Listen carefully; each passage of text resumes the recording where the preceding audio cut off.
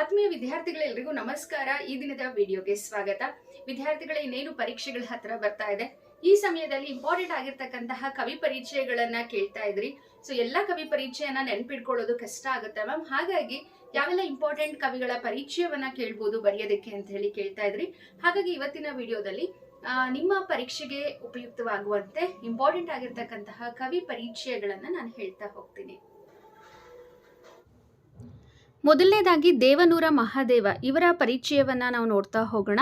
ಅದಕ್ಕಿಂತ ಮುಂಚೆ ಪರೀಕ್ಷಾ ದೃಷ್ಟಿಯಿಂದ ಇಂಪಾರ್ಟೆಂಟ್ ಆಗಿರ್ತಕ್ಕಂತಹ ಕವಿ ಪರಿಚಯಗಳು ಯಾವುದು ಅಂತೇಳಿ ನಾನು ಹೇಳ್ಬಿಡ್ತೀನಿ. 9 ಕವಿ ಪರಿಚಯಗಳನ್ನು ನೀವು ಓದ್ಕೊಂಡ್ರೆ ಸಾಕಾಗುತ್ತೆ ಮಕ್ಕಳೇ. ದೇವನೂರ ಮಹಾದೇವ, ಲಕ್ಷ್ಮೀಶ, ವಿಕ್ರು ಗೋಕಾಕ್, ರನ್ನ, ಮರಿಯಪ್ಪ ಭಟ್ಟ, ಪಂಪ, ಎನ್ ಮೂರ್ತಿರಾವ್, ಕುವೆಂಪು ಹಾಗೆ ಪೂತಿನ, ಇದಿಷ್ಟು ಜನರ ಪರಿಚಯವನ್ನು ಓದ್ಕೊಂಡ್ರೆ ಸಾಕಾಗುತ್ತೆ. ಈಗ ನಾನು ಒಬ್ಬೊಬ್ಬರೇ ಕವಿಗಳ ಪರಿಚಯವನ್ನು ಹೇಳ್ತಾ ಹೋಗ್ತೀನಿ. ನೀವು ಕೂಡ ರೀಕಾಲ್ ಮಾಡ್ಕೊಳ್ಳಿ. ಹಾಗೆ ಕವಿ ಪರಿಚಯವನ್ನು ಯಾವಾಗಲೂ ಕೂಡ ಸೆಂಟೆನ್ಸಲ್ಲೇ ನೀವು ಬರೀಬೇಕು.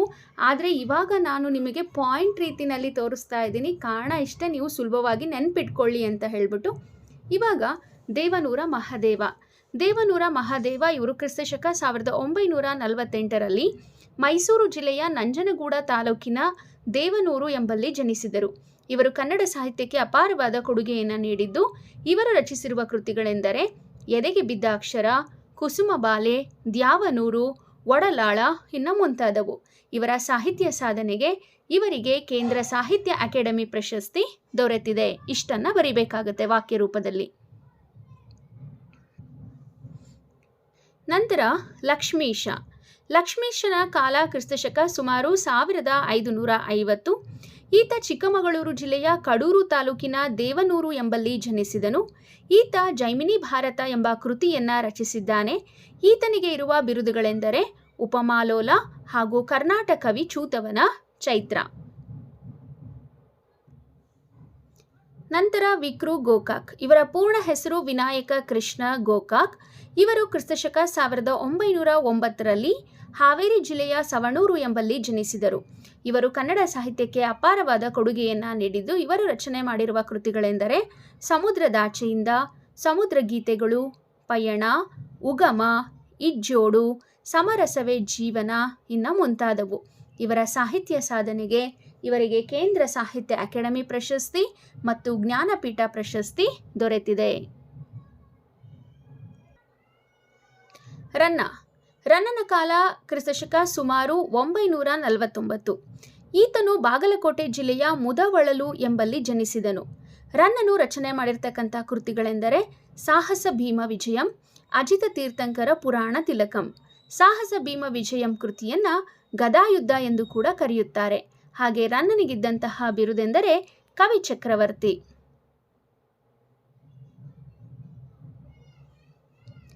ಎಂ ಮರಿಯಪ್ಪ ಭಟ್ಟರು. ಇವರು ಕ್ರಿಸ್ತಶಕ 1906ರಲ್ಲಿ ದಕ್ಷಿಣ ಕನ್ನಡ ಜಿಲ್ಲೆ ಪುತ್ತೂರು ತಾಲೂಕಿನ ಕಬಕ ಗ್ರಾಮದಲ್ಲಿ ಜನಿಸಿದರು. ಇವರು ಕನ್ನಡ ಸಾಹಿತ್ಯಕ್ಕೆ ಅಪಾರವಾದ ಕೊಡುಗೆಯನ್ನು ನೀಡಿದ್ದಾರೆ. ಇವರು ತುಳು ಇಂಗ್ಲಿಷ್ ನಿಘಂಟು, ಜಾತಕ ತಿಲಕಂ, ಛಂದಸ್ಸಾರ, ಅಭಿನವ ಮಂಗರಾಜನ ನಿಘಂಟು, ಕನ್ನಡ ಸಂಸ್ಕೃತಿ ಇತ್ಯಾದಿ ಕೃತಿಗಳನ್ನು ರಚನೆ ಮಾಡಿದ್ದಾರೆ. ಇವರ ಸಾಹಿತ್ಯ ಸಾಧನೆಗೆ ಇವರಿಗೆ ಕರ್ನಾಟಕ ಸರ್ಕಾರದ ಪುರಸ್ಕಾರ ಹಾಗೂ ಸಾಹಿತ್ಯ ಅಕಾಡೆಮಿ ಪುರಸ್ಕಾರಗಳು ದೊರೆತಿದೆ. ನಂತರ ಪಂಪ. ಪಂಪನ ಕಾಲ ಕ್ರಿಸ್ತಶಕ ಸುಮಾರು 902. ಈತ ವೆಂಗಿ ಮಂಡಲದ ವೆಂಗಿಪಳು ಎಂಬಲ್ಲಿ ಜನಿಸಿದ್ದನು. ಈತ ರಚನೆ ಮಾಡಿರುವ ಕೃತಿಗಳೆಂದರೆ ವಿಕ್ರಮಾರ್ಜುನ ವಿಜಯ, ಆದಿಪುರಾಣ ಇನ್ನು ಮುಂತಾದವು. ಇನ್ನು ಪಂಪನಿಗಿರ್ತಕ್ಕಂತಹ ಬಿರುದುಗಳೆಂದರೆ ಸರಸ್ವತಿ ಮಣಿಹಾರ, ಸಂಸಾರ ಸಾರೋದಯ, ಕವಿತಾ ಗುಣಾರ್ಣವ ಮುಂತಾದವುಗಳು. ನಂತರ ಎನ್ ಮೂರ್ತಿರಾವ್. ಇವರ ಕಾಲ ಕ್ರಿಸ್ತಶಕ 1900. ಮಂಡ್ಯ ಜಿಲ್ಲೆಯ ಅಕ್ಕಿ ಹೆಬ್ಬಾಳು ಎಂಬಲ್ಲಿ ಇವರು ಜನಿಸಿದರು.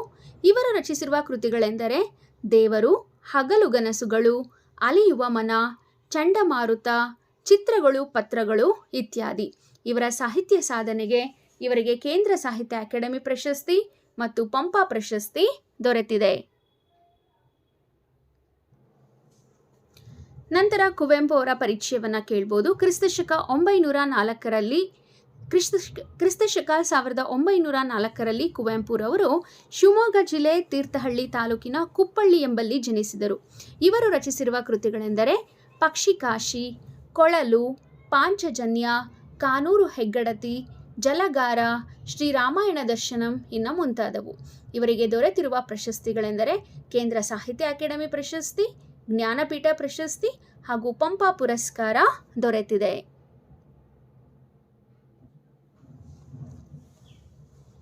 ನಂತರ ಪೂತಿ ನರಸಿಂಹಾಚಾರ್ಯ. ಇವರು ಕ್ರಿಸ್ತಶಕ 1905ರಲ್ಲಿ ಮಂಡ್ಯ ಜಿಲ್ಲೆಯ ಮೇಲುಕೋಟೆಯಲ್ಲಿ ಜನಿಸಿದರು. ಇವರು ರಚಿಸಿರುವ ಕೃತಿಗಳೆಂದರೆ ಶಬರಿ, ಅಹಲ್ಯೆ, ರಸ ಸರಸ್ವತಿ, ಹಣತೆ, ಶ್ರೀಹರಿಚರಿತೆ ಇತ್ಯಾದಿ. ಇವರ ಸಾಹಿತ್ಯ ಸಾಧನೆಗೆ ಇವರಿಗೆ ದೊರೆತಿರುವ ಪ್ರಶಸ್ತಿಗಳೆಂದರೆ ಕೇಂದ್ರ ಸಾಹಿತ್ಯ ಅಕಾಡೆಮಿ ಪ್ರಶಸ್ತಿ ಮತ್ತು ಪಂಪ ಪ್ರಶಸ್ತಿ ಇವರಿಗೆ ದೊರೆತಿದೆ. ಮಕ್ಕಳೇ, ಇದಿಷ್ಟು ನಿಮ್ಮ 10ನೇ ತರಗತಿ ಪರೀಕ್ಷೆಗೆ ಕೇಳಬಹುದಾದಂತಹ ಇಂಪಾರ್ಟೆಂಟ್ ಆಗಿರ್ತಕ್ಕಂತಹ ಕವಿ ಪರಿಚಯಗಳು. ನಾನು ಹೇಳಿದಂತಹ 9 ಕವಿಗಳ ಪರಿಚಯವನ್ನು ಕಲ್ತ್ಕೊಂಡ್ರೆ ಸಾಕಾಗುತ್ತೆ. ಖಂಡಿತ ಅದೇ ಕವಿಗಳ ಪರಿಚಯದಿಂದ ನಿಮಗೆ ಪ್ರಶ್ನೆ ಬರುತ್ತೆ ಅಂತೇಳಿ ಹೇಳ್ತಾ ವಿಡಿಯೋವನ್ನು ವೀಕ್ಷಿಸಿದ್ದಕ್ಕೆ ಧನ್ಯವಾದಗಳು.